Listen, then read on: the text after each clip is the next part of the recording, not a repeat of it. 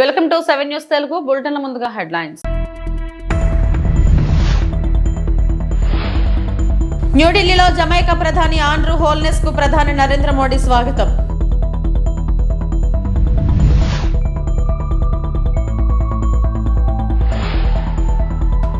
అరసవల్లి సూర్యనారాయణ స్వామి వారి మూల విరాట్ను తాకిన సూర్యకిరణాలు.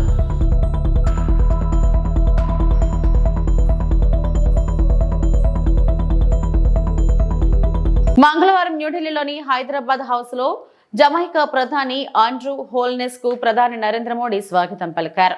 సెప్టెంబర్ 30 నుండి అక్టోబర్ 3 వరకు భారతదేశంలో అధికారిక పర్యటనలో ఉన్న హోల్నెస్ ఆ దేశానికి తన మొదటి పర్యటనను సూచిస్తున్నారని విదేశాంగ మంత్రిత్వ శాఖ ఒక ప్రకటనలో తెలిపింది.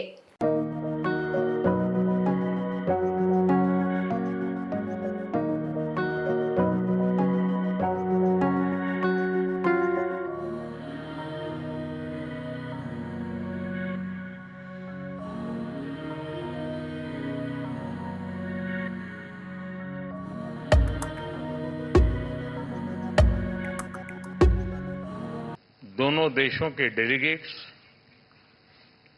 मीडिया के साथियों, नमस्कार. प्रधानमंत्री होलनेस और उनके डेलीगेशन का भारत में स्वागत करते हुए मुझे बहुत खुशी हो रही है. आज पहली बार जमैका के प्रधानमंत्री की भारत की द्विपक्षीय यात्रा पर आए हैं. इसलिए हम इस यात्रा को विशेष महत्व देते हैं. प्रधानमंत्री होलनेस लंबे समय से भारत के मित्र रहे हैं. मुझे कई बार उनसे मिलने का अवसर मिला है और हर बार मैंने उनके विचारों में भारत के साथ संबंधों को मजबूत करने की प्रतिबद्धता को महसूस किया है. मुझे विश्वास है कि उनकी यात्रा से हमारे द्विपक्षीय संबंधों के साथ साथ पूरे कैरेबियन क्षेत्र के साथ हमारे एंगेजमेंट को नई ऊर्जा मिलेगी. फ्रेंड्स, भारत और जमैका के संबंध हमारा साझा इतिहास, साझा लोकतांत्रिक मूल्य और मजबूत पीपल टू पीपल टाइज पर आधारित है. 4 C's हमारे संबंधों को अंकित करते हैं: कल्चर, क्रिकेट, कॉमनवेल्थ और कैरिकॉम. आज की बैठक में हमने सभी क्षेत्रों में अपना सहयोग సుదృఢ करने पर विचार किया. ముఖ్యమంత్రి చంద్రబాబు నాయుడును శ్రీవారి సాలకట్ల బ్రహ్మోత్సవాల్లో పాల్గొనాలని ఎమ్మెల్యే ఆరణి శ్రీనివాసులు ఆహ్వానించారు. అమరావతిలోని సచివాలయంలో సీఎం చంద్రబాబు నాయుడుతో ఎమ్మెల్యే ఆరణి శ్రీనివాసులు సమావేశమయ్యారు. అక్టోబర్ 4 నుంచి ప్రారంభమయ్యే బ్రహ్మోత్సవాల్లో పాల్గొనాలని చంద్రబాబు నాయుడుని ఆయన కోరారు. బ్రహ్మోత్సవాల మొదటి రోజు శ్రీవారికి పట్టు వస్త్రాలు సమర్పించేందుకు వస్తానని చంద్రబాబు నాయుడు ఎమ్మెల్యేకి తెలిపారు. ఈ సమావేశంలో ఆరణి మదన్ పాల్గొన్నారు.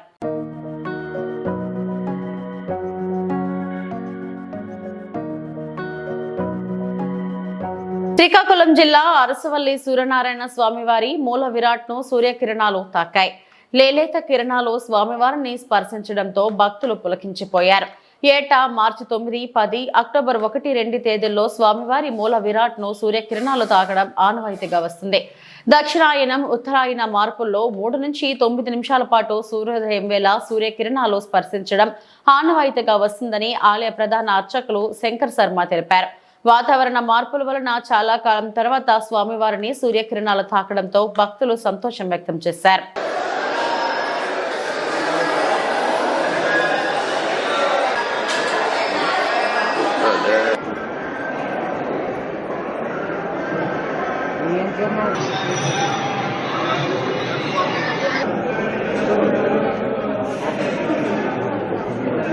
కొత్తూరు సైర్గాంలో పింఛన్ల పంపిణీ చేసిన శ్రీకాకుళం ఎమ్మెల్యే గొండు శంకర్ కూటమి ప్రభుత్వం పేదల ప్రభుత్వం అని అవ్వాతాతలకు 1వ తేదీకి 4000 పింఛన్ అందజేసి వారిలో ఆనందం నింపుతుందని శ్రీకాకుళం ఎమ్మెల్యే గొండు శంకర్ అన్నారు. గార మండలం కొత్తూరు సైరిగంలో ఎమ్మెల్యే శంకర్ పింఛన్లను పంపిణీ చేశారు.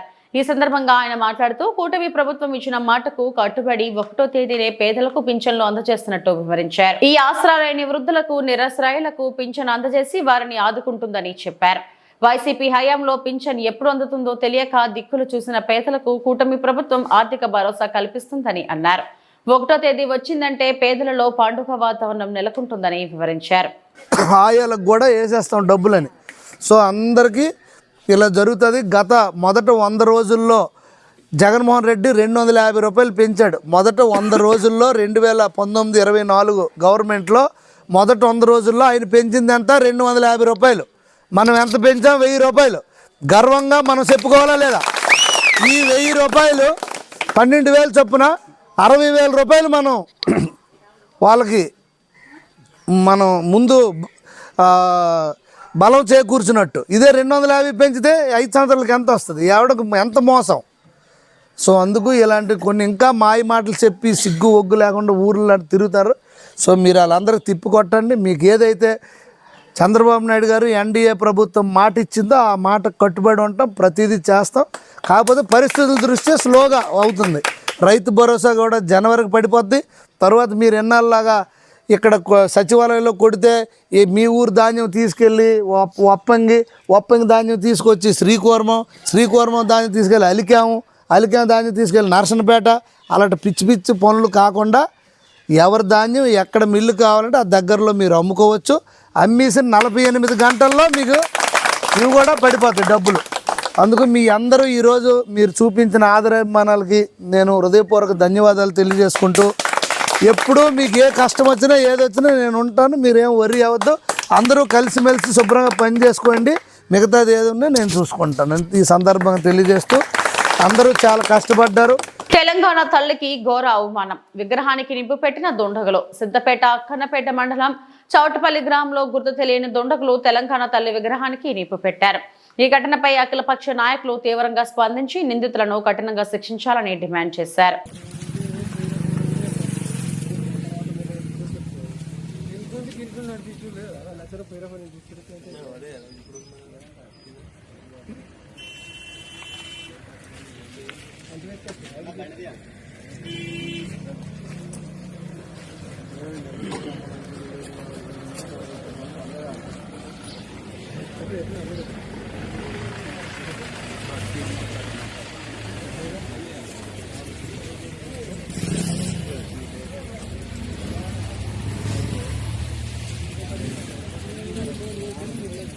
ఎన్టీఆర్ భరోసా పెన్షన్ పంపిణీ కార్యక్రమంలో భాగంగా ఉదయం 5:45 ఎమ్మెల్యే రాధాకృష్ణ తణుకు పట్టణంలో 14వ వార్డులో ఎన్టీఆర్ భరోసా పెన్షన్ల పంపిణీ కార్యక్రమంలో పాల్గొన్నారు. ఈ సందర్భంగా ఆయన మాట్లాడుతూ మాటకు కట్టుబడి పెంచిన పెన్షన్లను అందజేస్తున్న ఘనత చంద్రబాబుదే అని చెప్పుకొచ్చారు. ప్రజల మధ్య పండుగ వాతావరణంలో పెన్షన్ల పంపిణీ కార్యక్రమం నిర్వహిస్తున్నామని, పేదల కోసం పరితపిస్తున్న సీఎం చంద్రబాబు అని అన్నారు. లబ్ధిదారుల కళ్లలో ఆనందం కనపడుతుందన్నారు. ఎన్టీఆర్ భరోసా చరిత్రలో నిలవబోతున్నదని తెలిపారు. వికలాంగులు, వితంతువులు, వృద్ధులకు ప్రభుత్వం మనోధైర్యం కల్పిస్తుందన్నారు. 4వ విడత పెన్షన్ పంపిణీతో ప్రజలు హర్షం వ్యక్తం చేస్తున్నారన్నారు. చంద్రబాబు వస్తేనే రాష్ట్రంలో పరిపాలన బాగుంటుందని ప్రజలు గ్రహించారన్నారు. ప్రభుత్వం ఏర్పడిన మొదటి రోజు నుంచి సూపర్ 6 పథకాలను అమలు చేస్తున్నామన్నారు. 100కు 100% సూపర్ 6 పథకాలను అమలు చేస్తామని స్పష్టం చేశారు. సంక్షేమం, అభివృద్ధి కూటమి ప్రభుత్వ లక్ష్యమని ఎమ్మెల్యే రాధాకృష్ణ పేర్కొన్నారు. ప్రభుత్వ అధికారులు సచివాలయ సిబ్బందితో కలిసి తణుకు మండలం కొమరవరం గ్రామంలో, ఇరగవరం మండలం గోటేరు గ్రామంలో, అత్తిలి మండలం కె సముద్రపు గట్టు గ్రామంలో పెన్షన్లు పంపిణీ చేశారు. కార్యక్రమంలో టీడీపీ, జనసేన, బీజేపీ పార్టీల నాయకులు, కార్యకర్తలు పెద్ద సంఖ్యలో పాల్గొన్నారు. అక్టోబర్ నెలకు సంబంధించి ఎన్టీఆర్ భరోసా పెన్షన్ల కార్యక్రమాన్ని ఈరోజు నియోజకవర్గ వ్యాప్తంగా అన్ని గ్రామాల్లోనూ, తణుకు పట్టణంలోనూ కూడా ఇంటింటికి వెళ్ళి అందించడం జరుగుతుంది. ఈరోజు ప్రజలందరూ కూడా గత 3 నెలలుగా కూటమి ప్రభుత్వం వచ్చిన తర్వాత 1వ తారీఖునే పెన్షన్లు అందించడం వారందరూ కూడా చాలా సంతోషాన్ని వ్యక్తం చేస్తున్నారు. చంద్రబాబు నాయుడు గారు, పవన్ కళ్యాణ్ గారు, మోడీ గారి సహకారంతో ఈరోజు ప్రభుత్వం ఏదైతే మాట ఇచ్చిందో ఆ మాట ప్రకారం ఈరోజు పెన్షన్ని ప్రతి నెల కూడా ఒకటో తారీఖున ఇంటింటికి వెళ్ళి అందించడం పట్ల వారందరూ కూడా ఆనందం వ్యక్తం చేస్తున్నారు. గతంలో వైఎస్ఆర్ కాంగ్రెస్ పార్టీ నాయకులు జగన్మోహన్ రెడ్డి తెలుగుదేశం కూటమి అధికారంలోకి వస్తే పెన్షన్లు ఆపేస్తారు, లేకపోతే పెన్షన్ ఇంటింటికి ఇవ్వరు అని ప్రచారం ఏదైతే చేశారో దానికి విరుద్ధంగా ఈరోజు ఒకే రోజు దాదాపు 98% పెన్షన్ పంపిణీ కార్యక్రమాన్ని పూర్తి చేయడం జరుగుతుంది. ఈరోజు మన నియోజకవర్గంలో దాదాపు 25 కోట్ల రూపాయలు 34,500 పెన్షన్ని ప్రతి నెల కూడా ఈరోజు అందరికీ అందించడం జరుగుతుంది. ఇందులో ముఖ్యంగా 4,000 రూపాయల పెన్షన్, అదేవిధంగా దివ్యాంగులకి 6,000 నుంచి 10,000, 15,000 కూడా అందించడం జరుగుతుంది. అలాగే ఇంకా చాలామంది అర్హులు ఎవరైతే ఉన్నారో వారందరికీ కూడా అక్టోబర్ నెలలో ఈరోజు కొత్త పెన్షన్ని నమోదు చేసుకునే కార్యక్రమం కూడా ప్రారంభమవుతుంది. గత ప్రభుత్వంలో దాదాపు సంవత్సర కాలంగా వితంతువులుగా ఉన్న వారికి కూడా పెన్షన్లు మంజూరు చేయలేనటువంటి పరిస్థితి ఈరోజు ఉంది. అటువంటి వారికి కూడా త్వరలోనే ఈ ప్రభుత్వం పెన్షన్లు మంజూరు చేస్తుందని ఈ సందర్భంగా తెలియజేస్తున్నా. ఈరోజు ఏదైతే కూటమి ప్రభుత్వం ఒకటే లక్ష్యంతో వెళ్తుంది, ఇటు అభివృద్ధి అటు సంక్షేమాన్ని రెండూ కూడా సమపాల్లో తీసుకెళ్ళి ప్రజల జీవన ప్రమాణాలు మెరుగే విధంగా ఈ ప్రభుత్వం కృషి చేస్తుంది. ఈరోజు చంద్రబాబు నాయుడు గారు, పవన్ కళ్యాణ్ గారు ఇద్దరూ కూడా ఈ రాష్ట్రం కోసం, అదేవిధంగా మన యువత కోసం, భవిష్యత్ తరాల కోసం వారు ఒక ప్రణాళిక ప్రకారం 2047 విజన్ 2047 ద్వారా ఈ రాష్ట్రాన్ని పురోగమన దిశలో తీసుకెళ్ళడానికి కృషి చేయడం జరుగుతుందని ఈ సందర్భంగా తెలియజేస్తున్నాను. విశాఖ స్టీల్ ప్లాంట్ ప్రైవేటీకరణ ప్రయత్నాలు ఆపాలి. స్టీల్ ప్లాంట్ కు సొంత గనులు కేటాయించాలి. విశాఖ స్టీల్ ప్లాంట్ ను సెయిల్ లో విలీనం చేయాలి. ఏఎస్ఎఫ్, పీడీఎస్యు, ఏఐవైఎఫ్ సంఘాలు డిమాండ్. ఈ రోజు శ్రీకాకుళం జిల్లా కలెక్టర్ కార్యాలయం ముందు విశాఖ స్టీల్ ప్లాంట్ ప్రైవేటీకరణ ఆపాలని అనేక పోరాటాలు, 32 మంది ప్రాణత్యాగాలతో ఏర్పాటైన విశాఖ ఉక్కు ఫ్యాక్టరీని మోదీ ప్రభుత్వం ప్రైవేటీకరణ చేయడం సరికాదని పీడీఎస్యు రాష్ట్ర ప్రధాన కార్యదర్శి ఎం వినోద్, ఏఐవైఎఫ్ రాష్ట్ర సహాయ కార్యదర్శి ఎం యుగంధర్, ఏఎస్ఎఫ్ జిల్లా అధ్యక్షులు సిహెచ్ రవి, ఏఐవైఎఫ్ జిల్లా ప్రధాన కార్యదర్శి కొన్న శ్రీనివాసరావులు మాట్లాడుతూ లాభార్జన గల విశాఖ ఉక్కు ఫ్యాక్టరీని ప్రైవేటీకరణ చేయాలన్న ఆలోచనను కేంద్ర ప్రభుత్వం విరమించుకోవాలని డిమాండ్ చేశారు. ప్రత్యక్షంగా పరోక్షంగా లక్షలాది మందికి ఉపయోగపడుతున్న విశాఖ ఉక్కును ప్రైవేటీకరణ చేస్తే చూస్తూ ఊరుకోమని హెచ్చరించారు. అమరవీరుల త్యాగాల స్ఫూర్తితో విశాఖ ఉక్కు పరిరక్షణ కోసం అన్ని వర్గాల ప్రజలను ఏకతాటిపైకి తీసుకొస్తామని చెప్పారు. రాష్ట్ర విభజన హామీలను మోదీ ప్రభుత్వం విస్మరించిందని, వీటిపైన ప్రధాని మోడీని బీజేపీ రాష్ట్ర నాయకులు ఎందుకు ప్రశ్నించడం లేదని నిలదీశారు. విశాఖ ఉక్కు విషయంలో రాష్ట్ర ప్రభుత్వం నిద్ర నటిస్తుందని, ముఖ్యమంత్రి, ఉప ముఖ్యమంత్రికి రాష్ట్ర ప్రయోజనాల కన్నా వ్యక్తిగత ప్రయోజనాలు ఎక్కువయ్యాయని మండిపడ్డారు.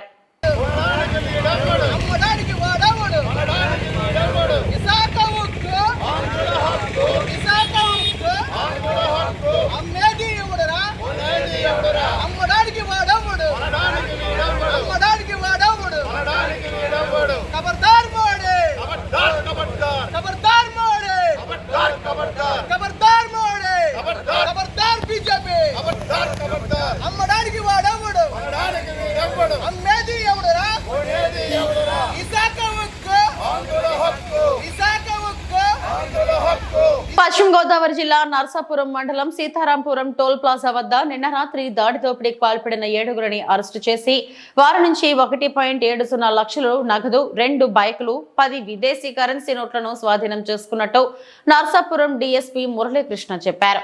కోనసీమ జిల్లాకు చెందిన రాపాక చంద్రరావు విదేశీ వస్తువులు కొనుగోలు చేసి అమ్ముతుంటాడు. ఇదే వ్యాపారం చేస్తున్న వెంకటరెడ్డి, మాణిక్యాలరావు ఇద్దరు కలిసి చంద్రరావు వ్యాపారాన్ని దెబ్బతీయాలని కుట్రతో దోపిడీకి స్కెచ్ వేశారన్నారు. బాధితుడు ఫిర్యాదును నమోదు చేసిన పోలీసులు అన్ని కోణాల్లో దర్యాప్తు చేసి నర్సాపురం లాడ్జిలో దాక్కున్న 2 నిందితులతో పాటు వీరికి సహకరించిన మరో 5గురిని కూడా అరెస్టు చేసినట్లు డీఎస్పీ తెలిపారు. వచ్చిన తర్వాత ఈ యొక్క గల్ఫ్ నుంచి వచ్చే వాళ్ళ దగ్గర నుంచి సామాన్లు, సరుకులు, సెంటు బాటిల్స్, కళ్ళదోళ్ళు, ఇంకా వస్తువులన్నీ కూడా తక్కువగా కొనుక్కొని బయటకు అమ్ముకుని సొమ్ము చేసుకుంటాడు. అలాగే వాళ్ళ దగ్గర ఏమైనా కరెన్సీ ఉంటే కూడా కరెన్సీ లీగల్గా ఉన్నటువంటి వాళ్ళకి తీసుకెళ్ళి అమ్ముతాడు. ఈ రకంగా మన వ్యాపారం సాగిస్తుంటే అదే వ్యాపారం చేస్తున్నటువంటి మేడిద వెంకటరెడ్డి, అతను కూడా సెకండపల్లి, అలాగే జవాది మాలికాబాబు, సేమ్ బిజినెస్ అన్నమాట. వీళ్ళకి కూడా మాలికాబాబుకి, వెంకటరెడ్డికి, వాళ్ళిద్దరికి ఇతనికి ఇతను చేస్తున్న వ్యాపారం వల్ల వాళ్ళకు కొంచెం అడ్డు తగులుతున్నాడని, వ్యాపారంలో ఉన్న లావాదేవీల వల్ల ఇతన్ని ఏదైనా చేయాలని ట్రాప్ చేసి ఇక్కడికి వచ్చేటట్టుగా గంటారాజు అనే ఆసామి ద్వారా పిలిపించారు. మా దగ్గర డబ్బులు ఉన్నాయి, కరెన్సీ మేము తక్కువగా అమ్ముతామని చెప్పి పిలిపించడం జరిగింది. దాని మీద అతను 2 లక్షలు క్యాష్ అప్పు తీసుకుని వచ్చి, అంటే అతను కూడా పెద్ద రిచ్చేం కాదు, అప్పులు చేసుకుని తెచ్చుకొని మళ్ళీ ఇవన్నీ వ్యాపారం చేసి తీర్చుకుని అన్నీ ఏదో మార్జిన్ మిగిలేటట్టుగా చూసుకుంటాడు. 2 లక్షలు క్యాష్ తీసుకుని వచ్చి ఇక్కడ వాళ్ళు చెప్పినటువంటి రాజుగారి తోట దగ్గరికి రమ్మని చెప్పారు. అక్కడికి వచ్చాడు. వచ్చేదానికి వీళ్ళు అప్పటికే పురమాయించుకున్నటువంటి 3 ప్రత్యేకంగా పురమాయించారు. ఆకుల ప్రభుతేజ, సాధనాల మణికంఠ సూర్యతేజ, బయ్యా హింసాగర్ 3 కుర్రాళ్ళని అతన్ని కొట్టి డబ్బులు లాక్కుని వెళ్ళేటట్టుగా ఒక సెటప్ చేశారు. ఒకవేళ అది మిస్ అయితే వీళ్ళు 4-5 వీళ్ళు వేరే ఉన్నారు. వీళ్ళంతా ప్లాన్ వేసుకుని చక్కగా ఉన్నారు కాబట్టి ఆ ప్లాన్ ప్రకారంగా ఇంప్లిమెంట్ చేశారు. అతను కొట్టడం, ముఖం మీద కొడుతూ ఉంటే అతను దెబ్బలు తగిలి బ్లడ్ బ్లీడింగ్ ఇంజరీస్ అయినాయి. ప్రతి సంవత్సరం ప్రపంచవ్యాప్తంగా 3 లక్షల మందికి పైగా పిల్లలు క్యాన్సర్ తో బాధపడుతున్నారని, ప్రతి సంవత్సరం కొత్త బాల్య క్యాన్సర్ కేసులు సంభవిస్తున్నాయని లయన్స్ క్లబ్ సెంట్రల్ అధ్యక్షులు డాక్టర్ బొడ్డేపల్లి సురేష్ అన్నారు. స్థానిక అక్షర పాఠశాలలో బాల్య క్యాన్సర్ పై అవగాహన కార్యక్రమంలో లయన్స్ కార్యదర్శి ప్రముఖ వైద్యురాలు డాక్టర్ పైడి సింధూరా మాట్లాడుతూ, బాల్యంలోని క్యాన్సర్లు రావడం దురదృష్టకరమని, పెద్దల శరీరంలో క్యాన్సర్ లక్షణాలను గమనించవచ్చని, పెద్దవారితో పోలిస్తే పిల్లల్లో క్యాన్సర్ను గుర్తించడం చాలా కష్టమన్నారు. 5 నుండి 10% బాల క్యాన్సర్లు వారసత్వంగా లేదా జన్యుపరమైన కారణాల వల్ల సంభవిస్తాయని, చిన్ననాటి క్యాన్సర్లలో అనేక రకాలు ఉన్నాయని, ఇవి పెద్దల క్యాన్సర్లకు చాలా భిన్నంగా ఉంటాయన్నారు. స్క్రీనింగ్ అనేది ఎటువంటి లక్షణాలు లేని వ్యక్తులలో క్యాన్సర్ వంటి వ్యాధిని పరీక్షించడమని, చిన్ననాటి క్యాన్సర్లు చాలా అరుదు కాబట్టి ఎక్కువ ప్రమాదం లేని పిల్లల్లో క్యాన్సర్ను గుర్తించడానికి విస్తృతంగా సిఫార్సు చేయబడిన స్క్రీనింగ్ పరీక్షలు లేవన్నారు. వీలైనంత వరకు ఆరుబయట లభించే ఆహార పదార్థాలను దూరం పెట్టాలని, ప్రతిరోజు వ్యాయామానికి కొంత సమయం కేటాయించాలని, మంచి అలవాట్లతో మన ఆరోగ్యం పదిలమన్నారు.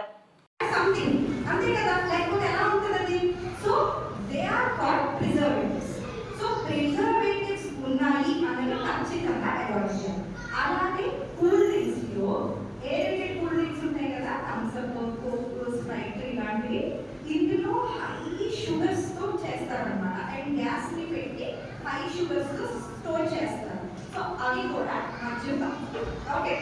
సో అండ్ దాంతో పాటు అబ్బాయిలు ముఖ్యంగా స్మోక్, పైన ఇలాంటి వాటి జోలికి వెళ్ళకూడదు.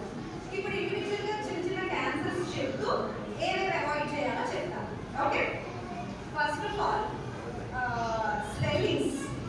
స్వెల్లింగ్, వాపుల్లా కానీ, కురుపుల్లా కానీ, కాయల్లా కానీ బాడీలో ఏ చోట ఉన్నా. And first important thing, cancer is not a childhood disease most of the times. అందుకు పిల్లలు ఎవరు భయపడక్కర్లేదు. క్యాన్సర్ అన్నది పెద్దవాళ్ళలో వచ్చే డిసీజే. 90% అంటే 100లో 1 మాత్రమే చిన్నపిల్లల్లో వచ్చే అవకాశాలు ఉంటాయి. జెనెటిక్ గా వంశపారంపరంగా వస్తాయి. ఇవి ఇప్పటి వరకు నా బులెటిన్ అప్డేట్స్. నమస్తే.